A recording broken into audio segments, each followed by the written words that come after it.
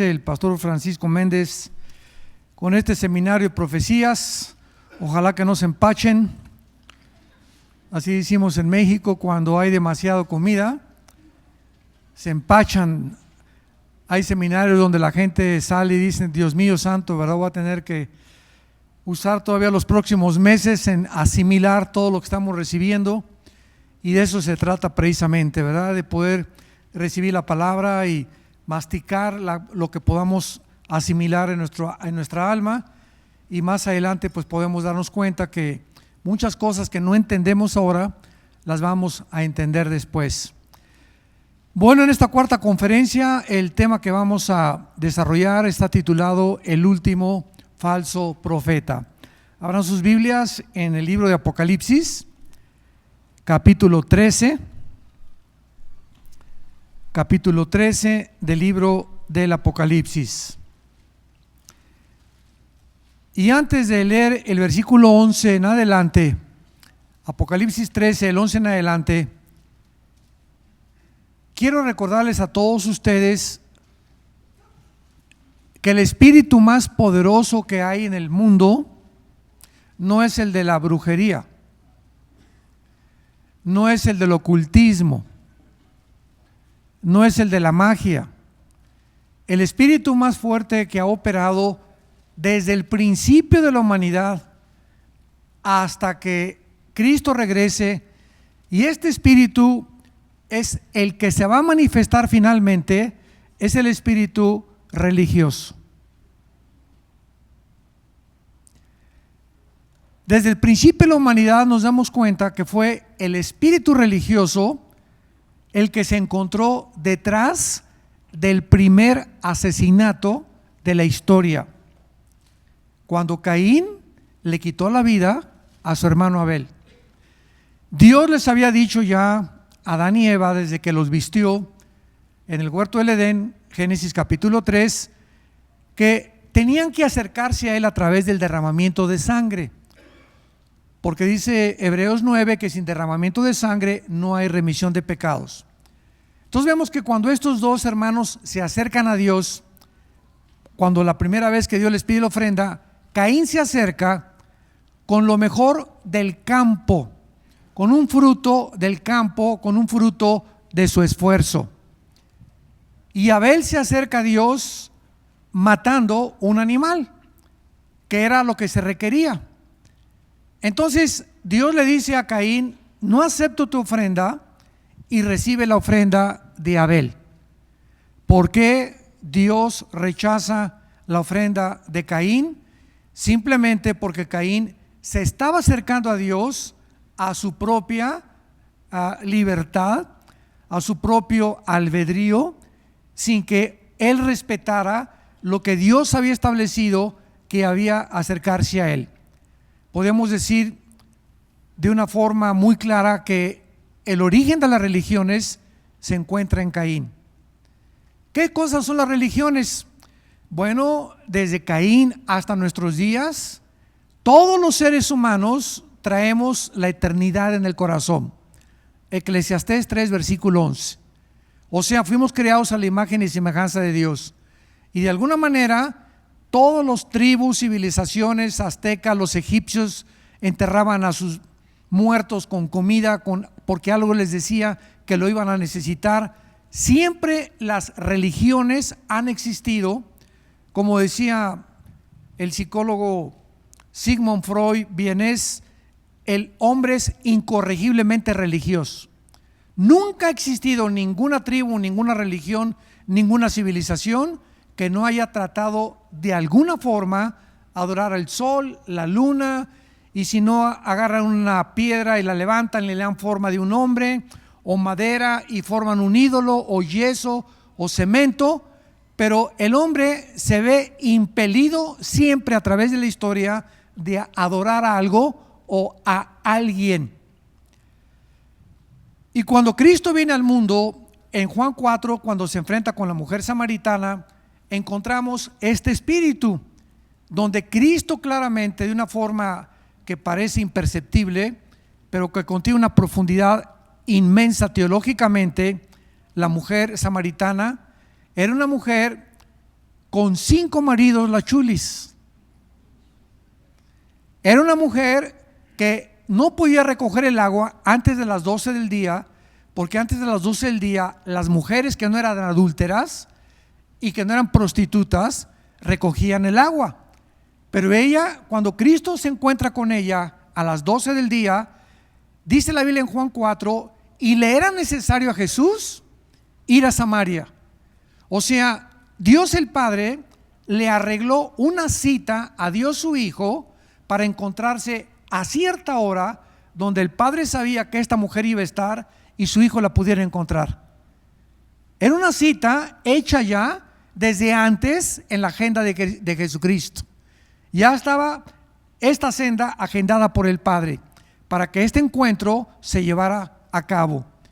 Y entonces esta mujer, a pesar de todos sus 5 maridos con el que vivía, no era su marido. O sea, cuando Cristo le encuentra, era una mujer que estaba viviendo en Amaciato.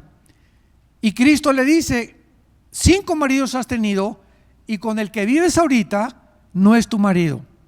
Entonces, a pesar de que esta mujer era una mujer inmoral completamente, le dice a Cristo, era religiosa.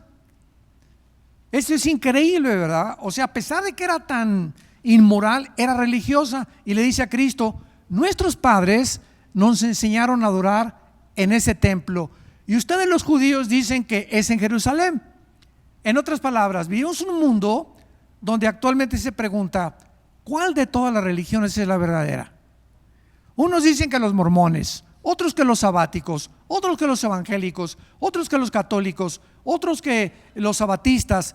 Entonces hay una confusión impresionante en el mundo cuando la gente no entiende que el cristianismo no es una religión.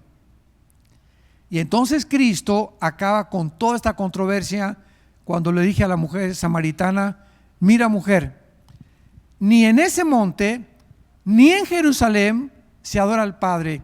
Y Cristo le dice: créeme a mí. O sea, ninguna religión nos lleva a Dios, es Jesús. Y Cristo no bajó del mundo a traernos una más de las cientos de religiones que existen. Cristo bajó del mundo a reconectarnos con su Padre, a traernos la vida eterna, a quitar la muerte y sacar a la luz la vida y la inmortalidad. Entonces, cuando a mí me preguntan, y cuando llego a formas aquí en Estados Unidos que aplicas, ¿qué religión tiene? Le pongo: no tengo ninguna religión. ¿Cómo que no tiene usted ninguna religión? No, yo no tengo ninguna religión. Entonces, ¿no es usted cristiano? El cristianismo no es una religión. Es una relación personal, viva, orgánica, con un hombre que vive, que se llama Jesús. Tú puedes ser católico, puedes venir a esta iglesia, puedes ser mormón, puedes ser bautista, presbiteriano e irte al infierno. Porque no es la iglesia ni es la religión la que te salva, es la persona de Jesús. Y si no nos divorciamos de este pensamiento, de millones de gentes que llegan a las iglesias creyendo que al formar parte de una iglesia ya son cristianos, es como entrar a McDonald's y salir y creer que eres una hamburguesa. O que McDonald's, por entrar a McDonald's, te convierte en una hamburguesa. Entonces, venir a la iglesia no te hace cristiano.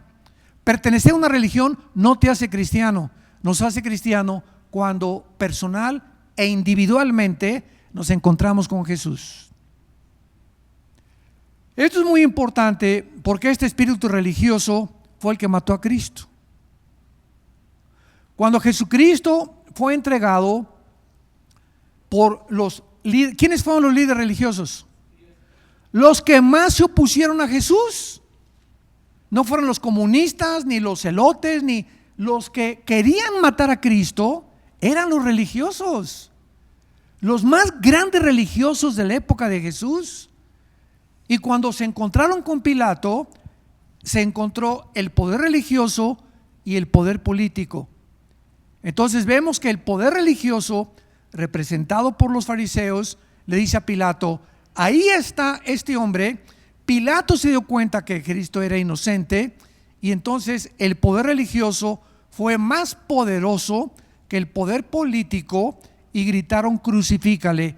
Y por darle gusto al poder religioso, Pilato crucificó a Jesucristo. El espíritu que mató a Cristo fue el espíritu de la religión.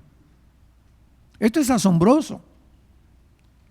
Y como es el espíritu más poderoso, es precisamente por lo cual Satanás tiene el mejor disfraz. El mejor disfraz de Satanás no es detrás del movimiento comunista, ni detrás de ISIS, ni detrás de Hezbollah, ni detrás de Hamas, ni detrás de un grupo terrorista. El mejor disfraz de Satanás es la religión, porque es la que menos aparenta ser mala. Entonces, mientras una persona crea que tiene una religión, se siente satisfecha delante de Dios. Y esta es la razón por la cual la Biblia nos muestra en Apocalipsis 13 que el espíritu de la religión, representado por el falso profeta que vamos a ver, se va a unir al anticristo. Y en el libro de Apocalipsis capítulo 17, más adelante encontramos a una ramera, a una prostituta, que es un símbolo, montada sobre una bestia. La bestia es el anticristo y la ramera es la religión. Entonces, antes de que venga Cristo, la religión va a dominar, porque la mujer montada sobre la bestia implica que la está dominando el poder religioso, dominando al poder político, a la bestia. Los primeros 3 años y medio del periodo del anticristo va a ser la religión quien va a controlar el poder político del anticristo. Y en el mismo capítulo 17 de Apocalipsis vemos que los 10 cuernos que representan la confederación política del anticristo se deshacen de la ramera, la queman, y son los últimos 3 años y medio los que el anticristo gobierna el mundo. Nada más 3 años y medio o 1260 días. Veamos entonces en Apocalipsis capítulo 13 que del versículo 1 al versículo 10 se describe al anticristo, y en el versículo 11 el Espíritu Santo nos declara estas palabras: después vi otra bestia. Ya no es el anticristo, del versículo 1 al versículo 10. Ahora se nos abre la cortina para enseñarnos a otra bestia que no es el anticristo. Y dice la Biblia que esta bestia subía de la tierra. Tenía 2 cuernos semejantes a los de un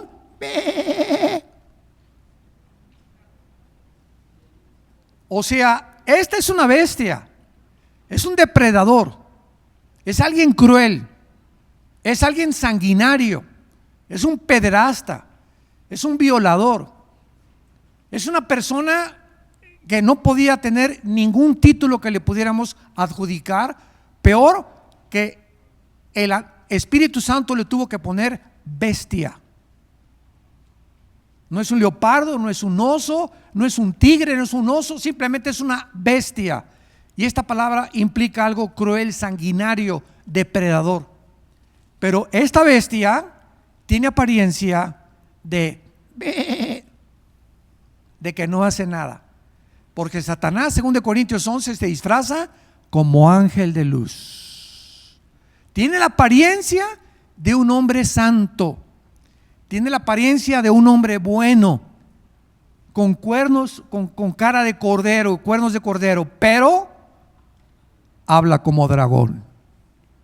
Vemos pues la combinación de un cordero en apariencia, pero de dentro, de la abundancia del corazón, habla la boca. Y la palabra dragón se usa siempre para Satanás.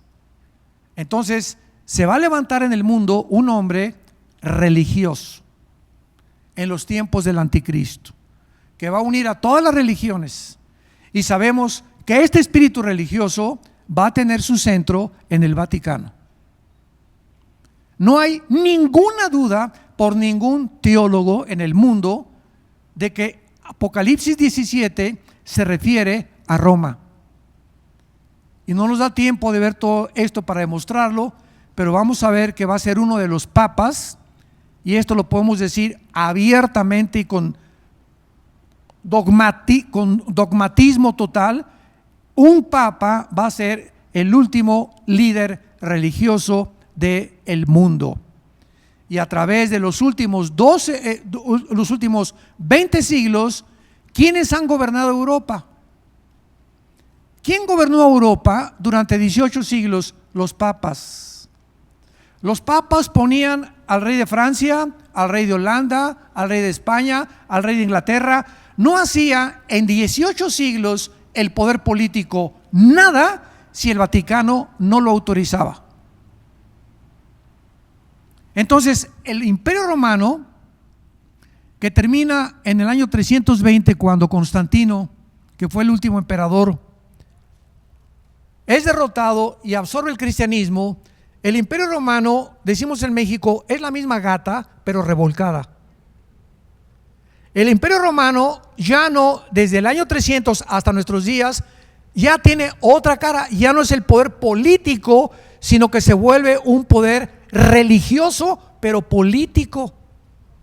Y el Vaticano es la única religión en el mundo que tiene un estado propio, policía propia, bancos propios y un lugar en las Naciones Unidas. Jesús, María y José y el burrito que los acompaña. Ni el Islam, ni el judaísmo, ni el hinduismo, ni ninguna religión que tú me menciones tiene el poder político que tiene el Vaticano. Y los primeros casi 70, 80 papas que hubo eran homosexuales, eran pederastas, se casaron, mataron a su mamá, mataron a sus hermanas. Era lo peor que ha habido en la historia, el papado. El papado fue el que mandó matar a más de 500,000 de cristianos cuando Torquemada el Español estableció la Inquisición por órdenes del Papa, para que cualquiera que se negara a aceptar el catolicismo lo quemaran y lo torturaran y lo martirizaran. 500 años fue bajo el Papa que mandaron a los cruzados. ¿Han visto todas las películas de los que se ponían aquí la cruz? Los tiempos de las cruzadas, 1100, 1200 después de Jesucristo, que mandó el Papa con un hombre llamado San Ignacio de Loyola. San Ignacio de Loyola lo nombró el Papa Caballero para que fuera a Jerusalén a matar a todos los musulmanes y a sacarlos de Jerusalén. Y desde entonces el Islam, los musulmanes, odian con odio jarocho a los cristianos, porque cuando los musulmanes oyen de cristianos, nos confunden a nosotros con los católicos, y nosotros los cristianos no tenemos vela ni entierro con el catolicismo romano. El catolicismo romano ha sido la prostitución, ha sido la degeneración, la adulteración del cristianismo. Y del año 320, escuchen, hasta el año 1961 se introdujeron al cristianismo 38 herejías. Oración a los santos, elevaron a María corredentora, que no solamente Jesús es el que salva, sino también María. Le elevaron a la Madre de Dios. Imagínense nada más, si Dios tiene madre, pues entonces ella es diosa. Inventaron la transubstanciación, que cuando toman la hostia, en ese momento la hostia se convierte en el cuerpo y la sangre de Jesucristo, y te la tomas el domingo, se te sale de lunes a sábado y se te vuelve a meter el domingo. Inventaron en 1860 que el Papa era infalible, la infalibilidad papal, o sea que cuando el Papa habla ex cátedra, y lo que dice el Papa es Dios hablando. Y vemos que todos los papas se han contradecido unos a otros. Durante casi 20 siglos se introdujeron y la Biblia se cerró.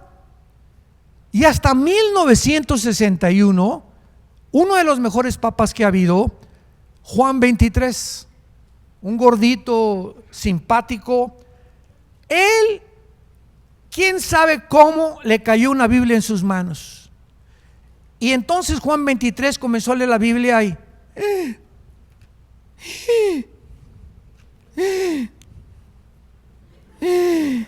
Virgen Santa, el Socorro de la Macarena y de todos los que existen. Y Juan 23 descubre por primera vez, es el primer papa en el segundo concilio ecuménico de 1961, de que estaban equivocados, y él quita la misa en latín. Yo me acuerdo todavía de niño que mi abuela nos llevaba a misa, y yo cuando era niño, ¿verdad?, a los 12 años yo quería ser cura, porque fuimos educados en colegios lasallistas en Acapulco, en México, y pues aprendí un poco de latín para saberle contestar al padre, porque acuérdense los acólitos antes que había, el padre se acercaba y decíamos, el padre decía, introigo al altar de Dei, o sea, me introduzco al altar de Dei, adión collectifica juventud mea, tu es Dios, quia cortitudo portitudo estuistis, o sea, me acerco al altar de Dios, ofrecer el sacrificio por los vivos y por los muertos. Y nosotros los acólicos nos acercábamos con él, y me acuerdo que yo cada vez que me ponía atrás del altar me bebía el vino tinto. Y ahí me di cuenta que no podía ser cura. Me comenzó a doler la conciencia. Bueno, pero esa es otra historia. Pero así es como Juan 23 fue el que quitó el latín, mandó quitar las imágenes, y ahora casi en la mayor parte de las imágenes en las iglesias católicas ya no hay santos. Hay en los pueblitos, en México no se las quitas, pero ni de chiste, porque te crucifican. Entonces quitó las imágenes, se permitió ya la música, y gracias a Dios, de los 60 del siglo pasado, los católicos por primera vez en la historia han comenzado a leer la Biblia. Y ahora hay miles de católicos que van a estar con nosotros en el cielo. Cantidad de católicos, y va a haber miles de evangélicos que van a estar en el lago de fuego. Entonces, no todo el que me dice Señor, Señor, hay católicos que no tienen el conocimiento que tú y yo tenemos, que no han venido a estos seminarios, sin embargo, de alguna forma, leyendo la Biblia, se han encontrado con Jesús y le han pedido entrar a su corazón, y eso sí es algo que es garantizado. Si realmente recibieron a Cristo, tarde o temprano se van a tener que salir de la iglesia católica. No pueden permanecer ahí mucho tiempo. Muy bien. Entonces se introducen más de 37 herejías, ya podíamos aquí estar contándolas todas las que se introdujeron, pero este espíritu religioso es donde mejor opera Satanás, a través de las religiones. Es su mejor disfraz, porque precisamente en el siglo XX es el siglo donde más ateos ha habido. ¿Sabían ustedes eso? Nunca en la historia ha habido tantos ateos como en el siglo XX. Y es interesante que el siglo XX ha sido el siglo donde más tecnología y donde más avances científicos el mundo alcanzó. Llegamos a la luna en 1969, 1929 Alejandro Fleming descubre la penicilina, 1943 Enrico Fermi y Oppenheimer descubren la fisión del átomo bombardeando el uranio 235, produciendo la fisión nuclear. 1954 se lanza la primera plataforma espacial, 1970 el primer celular, 1975-80 nace la red de internet, y vemos nosotros que en menos de 50 años el mundo alcanza un nivel de tecnología. Ahora todos los niños, sus juguetes no son la matatena, ni las canicas, ni el trompo, son los iPhones. Y ahí están los niños, ¿verdad? De 2, 3 años con los iPhones jugando, etcétera, etcétera. Ya todo es absolutamente tecnología.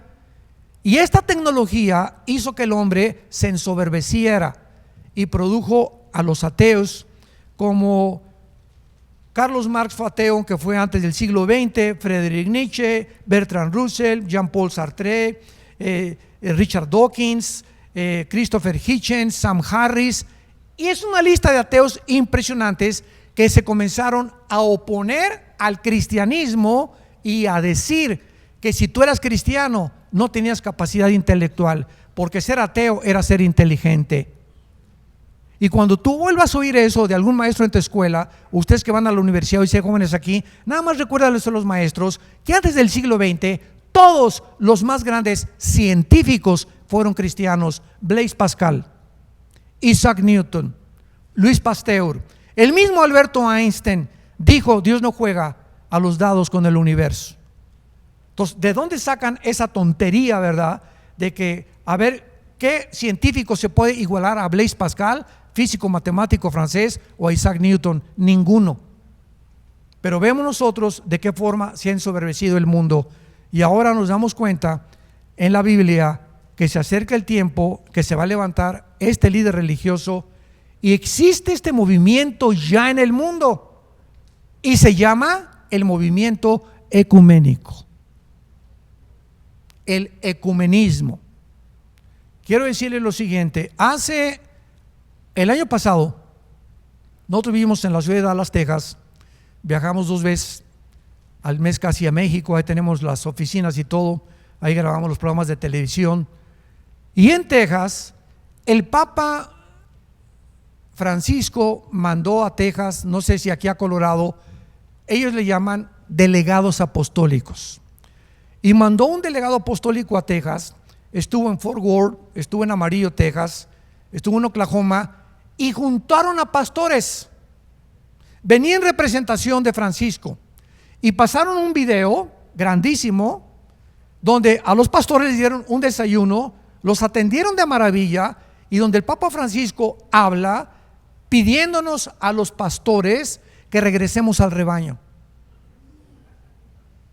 No se imaginan la cantidad de pastores que firmaron la declaración, con el propósito de que todos oremos por la paz.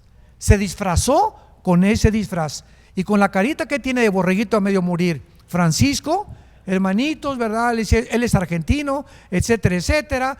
Quiero decirles que Dios nos ama a todos y que vamos a juntarnos a luchar por la paz, a luchar por la pobreza, bla, bla, bla. Son bienvenidos. Y se formaron delegaciones y fueron al Vaticano a visitarlo, a abrazarlo y a reconocerlo como un líder espiritual. Pero antes de Francisco, el que inició el movimiento ecuménico fue Juan Pablo II en la ciudad de Asís, en Italia. Y el Papa Juan Pablo II unió a más de 500 líderes del mundo, escuchen, y entre todas las religiones había chamanes, brujos y magos, que se juntaron todos, dizque para orar por la paz. La Biblia dice en el libro de Amós: ¿podrán caminar 2 juntos si no estuvieran de acuerdo?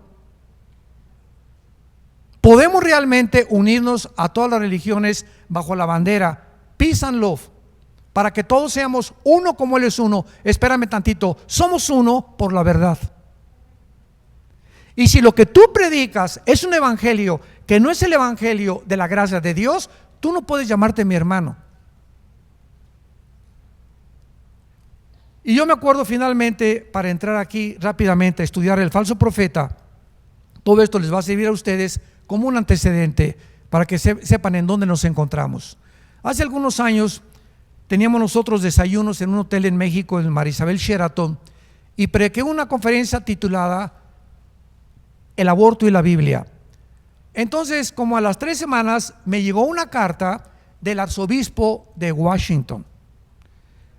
Nos llegó a las oficinas diciéndome, señor Alducin, los felicitamos por su movimiento religioso, etcétera, etcétera. Y me doy cuenta, me decía este arzobispo, que ustedes están de acuerdo con nosotros, porque la Iglesia Católica también está en contra del movimiento LGTB y en contra también del aborto.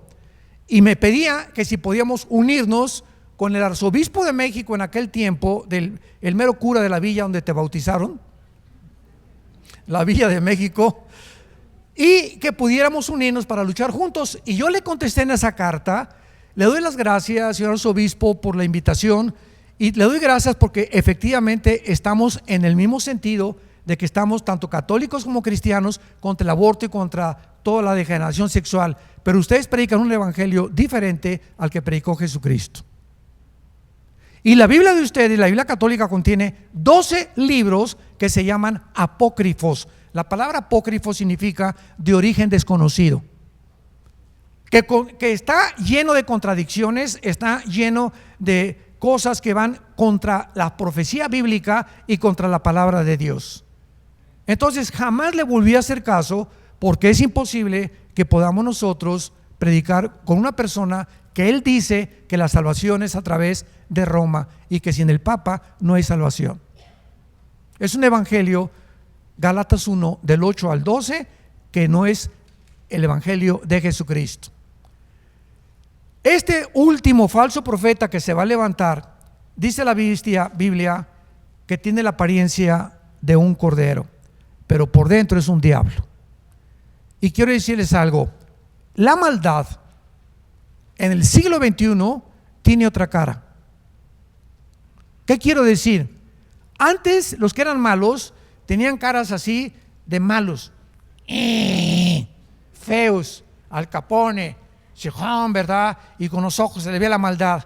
Vean, por ejemplo, una foto de Osama Bin Laden y ponle un arcoíris alrededor. Parece San Osama de San Francisco de Asís. Ve la cara de Osama Bin Laden, no refleja nada de maldad. Cara de borreguito a medio morir. Tú ves una foto de él y no proyecta maldad. Te engañaría cualquiera. Y siempre mantuvo esa cara de buena gente. Nunca lo ves así enojado, ni mucho menos. Ahora la maldad tiene otra cara. No sé si se acordarán ustedes también del hombre que mató en Florida a 18 mujeres, Ed Bundy, que lo metió en la cámara de gases, y el doctor, un doctor en psicología en California, lo fue a entrevistar el día anterior que lo iban a ejecutar en Florida, y le preguntó que era una persona, Ed Bundy era un muchacho de no más de 40 años de edad, muy bien parecido, se vestía excelentemente bien, siempre con traje, parecía de veras un actor o una persona que nadie se hubiera imaginado que fuera un depredador de mujeres. 18 mujeres las violó, las mató y las enterró. Y cuando el doctor Dobson, James Dobson, el psicólogo cristiano, lo entrevistó antes de morir, le dijo el doctor Dobson: ¿qué fue lo que te introdujo a matar a tantas mujeres cuando tú no tenías necesidad de hacerlo? Y él dijo lo siguiente: yo comencé a odiar a las mujeres a los 11, 12 años de edad, cuando comencé a ver pornografía. La pornografía es el medio que Satanás usa para comenzar a debilitar nuestro carácter, porque dice la Biblia que la inmoralidad es lo que roba el alma de los hombres. En el libro de Proverbios nos roba, nos desintegra la personalidad. Dice la Biblia: el que comete adulterio es falto de entendimiento, corrompe su alma, corrompe su vida interior, te desintegra completamente el carácter sin que te des cuenta, porque es como la polilla. Hace muchos años teníamos nosotros un mueble en la casa y yo un día me acerqué así y que se cae al suelo el mueble, como de repente, y eran millones de polillas que se habían metido a la madera. Se veía impecable el mueble, pero estaba a punto de poder derribarse. Y así son muchas personas. Tú los ves como si nada, jajaja, jijiji, y por dentro se están desintegrando, y de repente les cae el juicio de Dios y caen completamente, y se dan cuenta, como este sinvergüenza de la luz del mundo que acaban de agarrar en California, que es el líder que tenía un depredador, violó a niñas y pornografía y lo que tú quieras, y de repente nunca se imaginó que el juicio y el hacha está puesta sobre la raíz de los árboles, y todo árbol que no dé fruto será cortado. Estamos llenos a nuestro alrededor de personas, de líderes políticos, de deportistas, de cantantes, etcétera, etcétera, que tú los ves exitosos y por dentro están desintegrándose de la inmoralidad. No van a llegar a ningún lado, se los va a acabar completamente Satanás. Este líder religioso, versículo 12, dice la Biblia que ejerce la autoridad de la primera bestia. O sea, aquí se nos da a entender que si este líder religioso ejerce la autoridad del anticristo, que es la primera bestia, es lógico que este líder religioso esté poseído también por principados satánicos. O sea, va a tener poderes este líder religioso grandísimos de hacer milagros. Y los últimos 30 años del cristianismo ha entrado al cristianismo lo que se llama lo sobrenatural. Hay un predicador, ¿verdad?, que ya sacaron de la red de enlace el año pasado, que predicaba, me abstengo de mencionar su nombre, que decía que si en una iglesia no hay milagros, no es una iglesia de Dios. Y que si no hay apóstoles, tampoco es una iglesia de Dios. Y puro milagro, y puro milagro, y puro milagro, y el justo por la fe vivirá, no por los milagros. Pero se ha introducido esto para sacarnos de la palabra de Dios y mantenernos en emociones. Entonces se predica y las emociones arriba, y por aquí, y por allá, esto y el otro, y la gente, sí, y lloran y gritan, y al otro día, lunes en la mañana, a ir a trabajar, a ir a la escuela, y martes y miércoles se olvidaron de todas las emociones. ¿Por qué? Porque no podemos vivir de emociones, tenemos que mantenernos viviendo pegados a la palabra de Dios. Tú no puedes vivir de congreso en congreso. Qué bueno que hay congresos, pero hay cristianos que nada más van a los congresos y están hasta arriba y se les levantan las emociones, pero regresan a su casa, regresan a su vida diaria y es la misma rutina. No han aprendido a vivir en sus devocionales con Jesús.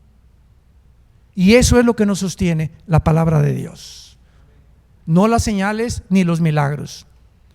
Una vez me dice una persona, es que si yo veo un paralítico levantarse de la silla de ruedas, voy a creer. Ok, se levanta un paralítico de la silla de ruedas, ¿y qué va a producir en ti? ¿Emociones? ¡Qué barbaridad! No, sí es cierto, pero una cosa es importante: esas emociones y esa sorpresa que viste de ese milagro, ¿cuánto te va a durar? ¿2 días? ¿3 días? Si tú no eres renacido por la simiente de la palabra, lo que tú veas y los milagros que vean no cambian ni convierten el alma. Lo que convierte es la predicación de la palabra de Dios. La fe es por el oír, y el oír por la palabra de Dios. Si no es a través de la prédica del Evangelio de Jesucristo, las personas que están viniendo a Cristo son personas engañadas.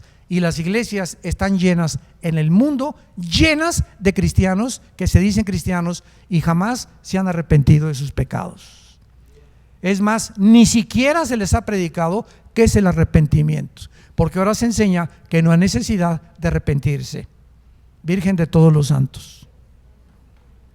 Muy bien, dice la Biblia que este líder religioso va a tener el poder satánico del anticristo.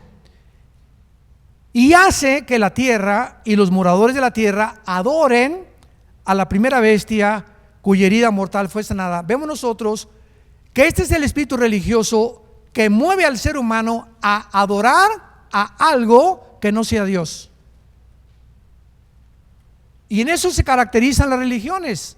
Por ejemplo, ¿sabían ustedes que el budismo es una religión, verdad? ¿Correcto?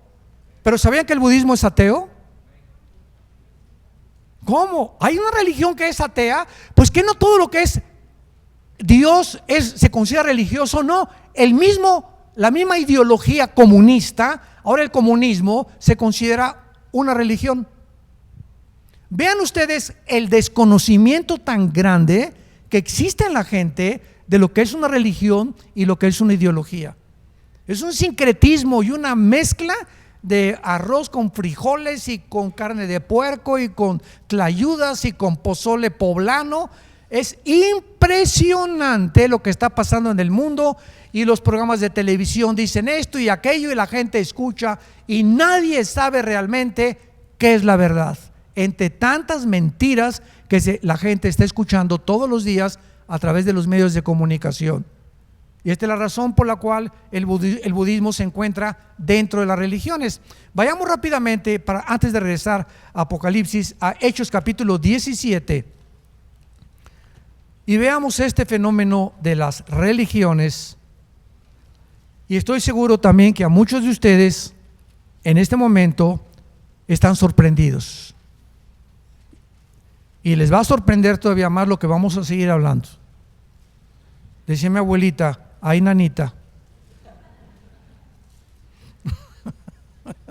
Ahí nada. Hechos 17, versículo 22 en adelante, el apóstol Pablo llega a Atenas. En ese tiempo, Atenas era la gloria de la filosofía. Los grandes hombres, Demóstenes, Sócrates, Platón, etcétera, etcétera. En los tiempos de Pablo había un gran filósofo llamado Zenón, y tenía unos discípulos que eran los epicúreos. Dice el versículo 18: algunos de los epicúreos y los estoicos disputaban. Estos dos grupos de filósofos habían en tiempos de Pablo.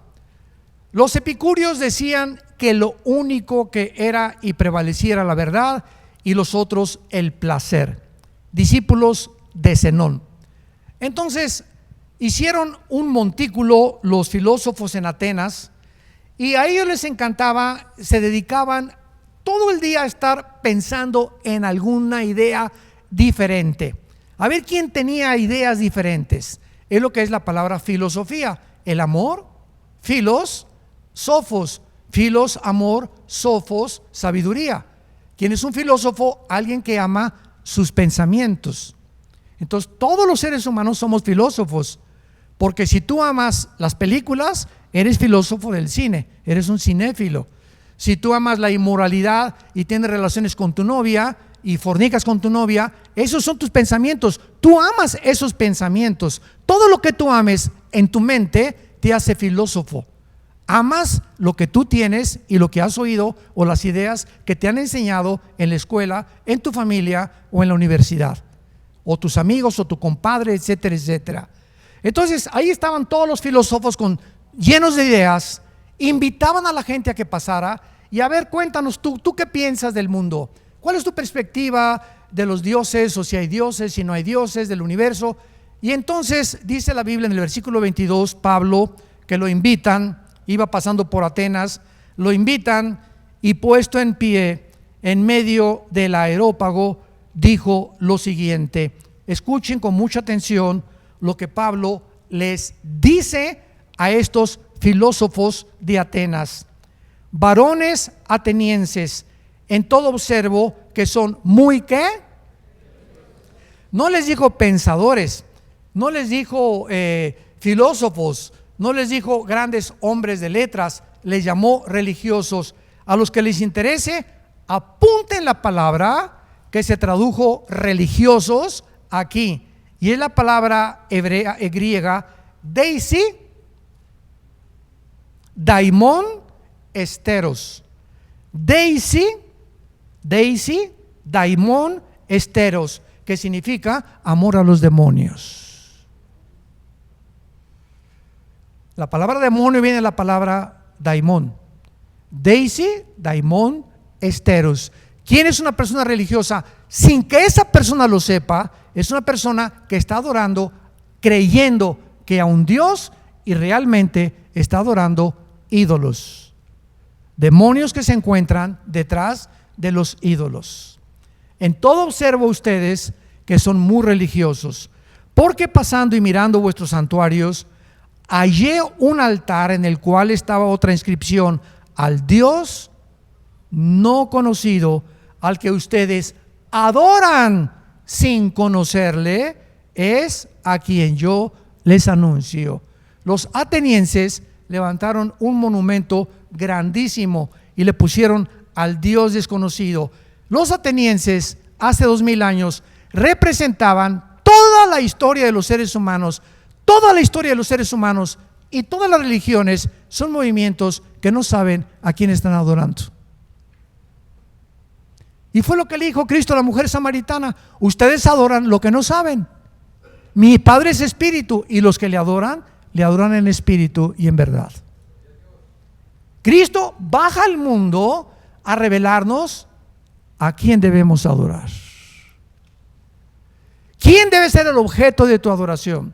No es tu esposa, no son tus hijos, no es tu trabajo, no es el deporte, no es el dinero, no es el sexo. Nuestro objeto, el autor y consumador de nuestra fe, es el Hijo de Dios. No hay otro fundamento más que Jesucristo. Y si no estás parado en Jesucristo y no es Jesucristo el objeto de tu adoración, eres un idólatra. Aunque tú no sepas que lo eres, la Biblia te descubre tu corazón y te lo dice el Espíritu Santo. Estás adorando lo que no sabes. ¿Por qué? Porque te lo enseñaron tus papás. Nosotros, por ejemplo, fuimos creados en el catolicismo, como todos los latinoamericanos. El 80% nacimos en hogar católico, crecí católico. Yo a los 12, a 13 años descubrí, cuando era acólito y cuando quería ser cura, las mentiras que estaban escondidas detrás de estos hombres, y cómo la mayor parte de los curas son pederastas porque les prohíben casarse, cuando la Biblia manda que se casen. 1 Timoteo capítulo 3. ¿Y por qué el Vaticano les mandó que no se casen? Porque si se casan ya no pueden mandar dinero al Vaticano, porque tienen que gastarlo con la esposa y los hijos.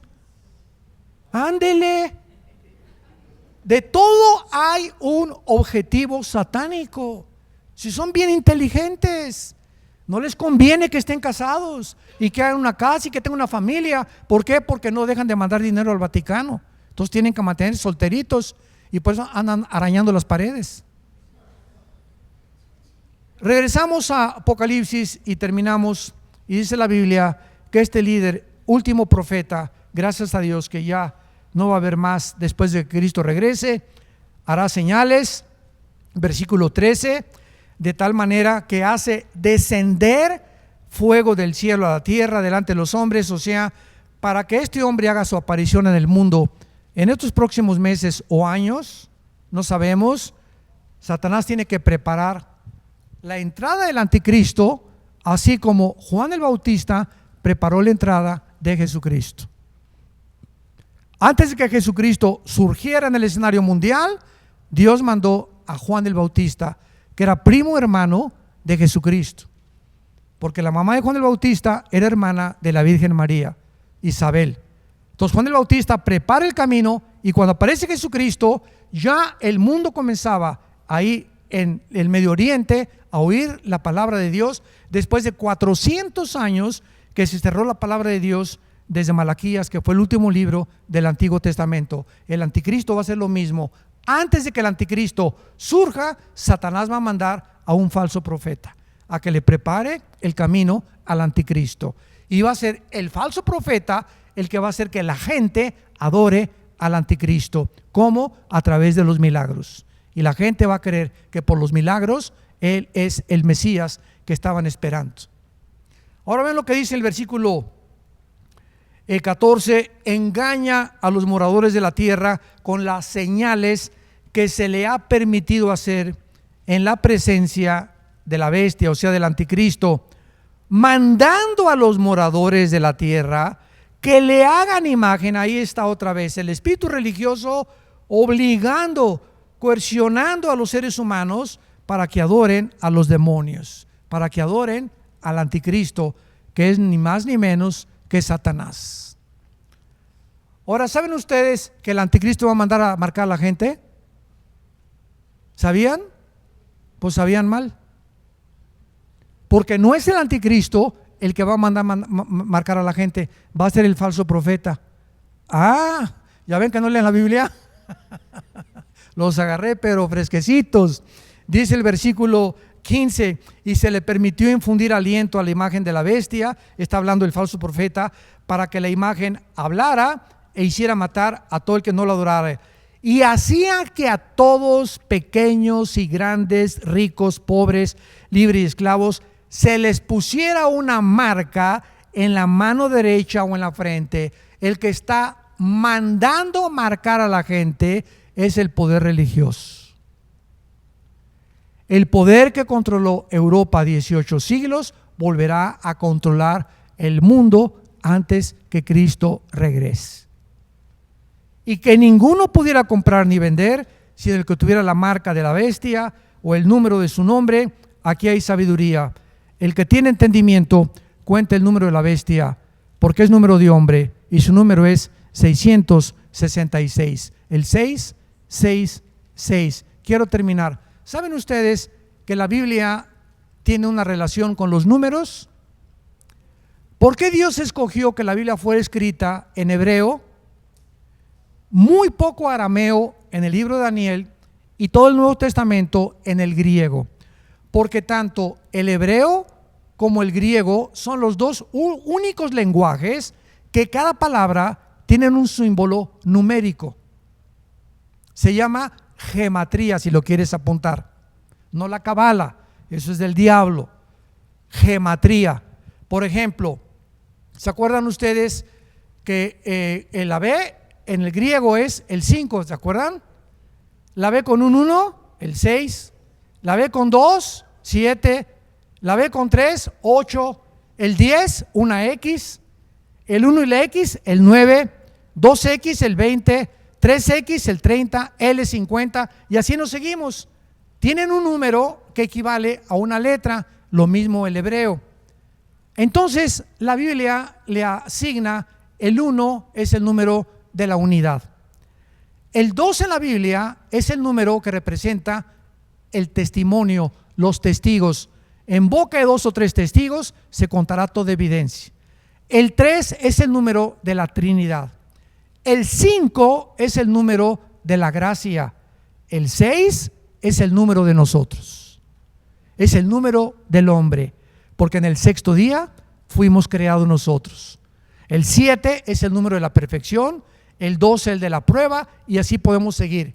Entonces, cuando vemos nosotros 6, vemos el número 6, que es el hombre elevado a la Trinidad, el hombre hecho Dios. Satanás elevando al ser humano lo que le dijo a Eva en el jardín del Edén: serás como Dios, elevándonos a la deidad, que es el sueño de Satanás. Fue el sueño de los césares romanos, que se hicieron dioses y fueron adorados como dioses. Este hombre que acaban de agarrar de la luz del mundo, ¿cuál era su característica? Cuando él entraba, la gente de la luz del mundo, de esta religión, no adora a Cristo, lo adoraban a él. Y quitemos los ojos de adorar a ningún ser humano. Y no hagamos de ningún ser humano un ídolo, porque la verdad ha resplandecido en nuestro corazón. Adoremos a Dios. Te damos gracias, Señor, por tu palabra en esta tarde. Y gracias, Señor, por corrernos las cortinas que han oscurecido al mundo y permitirnos ver la verdad. La luz del Evangelio que puede entrar a nuestras almas mediante la revelación de Jesucristo, cuando Él quitó la muerte y sacó a la luz la vida y la inmortalidad. Y como hijos obedientes no nos conformemos a los deseos que teníamos antes, cuando vivíamos en la ignorancia, cuando vivíamos en tinieblas, cuando éramos religiosos pero no cristianos. Y ahora tú nos quitas las vendas de los ojos y nos muestras la grande diferencia entre ser religioso y ser cristiano.